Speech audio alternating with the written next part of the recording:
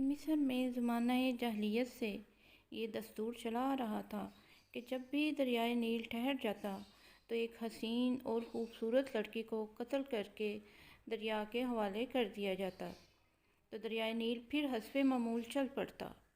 حضرت عمر رضی اللہ تعالیٰ عنہ کے دور خلافت میں جب مصر فتح ہوا اور حضرت عمرو بن العاص رضی اللہ تعالیٰ عنہ وہاں کے گورنر مقرر ہوئے تو اس وقت بھی حسب معمول دریائے نیل کی روانی ختم ہو گئی اور وہ ٹھہر گیا۔ اس موقع پر حضرت عمرو بن العاص رضی اللہ تعالیٰ عنہ نے لوگوں سے اس دستور کا ذکر کر کے اس کے مطابق عمل کی اجازت چاہی۔ حضرت عمرو بن العاص رضی اللہ تعالیٰ عنہ نے فرمایا کہ یہ جاہلیت کی رسم ہے، ہم ایسا نہیں کریں گے، البتہ امیر المومنین حضرت عمر سے میں مشورہ کروں گا۔ چنانچہ حضرت عمرو بن العاص رضی اللہ تعالیٰ عنہ نے امیر المومنین کو خط لکھا اور اس واقعہ کی پوری تفصیل بیان کر کے مشورہ چاہا۔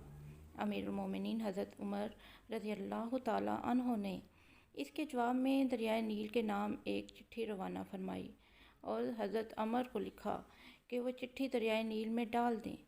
اس چٹھی کا مضمون یہ تھا کہ یہ اللہ کے بندے عمر کی طرف سے دریائے نیل کے نام اما بعدہ،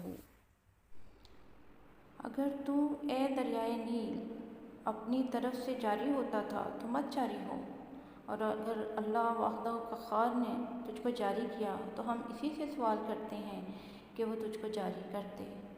حضرت عمرو بن العاص رضی اللہ تعالیٰ عنہ نے یہ چٹھی دریائے نیل میں ڈال دی۔ چٹھی ڈالنے کی دیر تھی کہ دریائے نیل خوب تیزی کے ساتھ رواں ہو گیا۔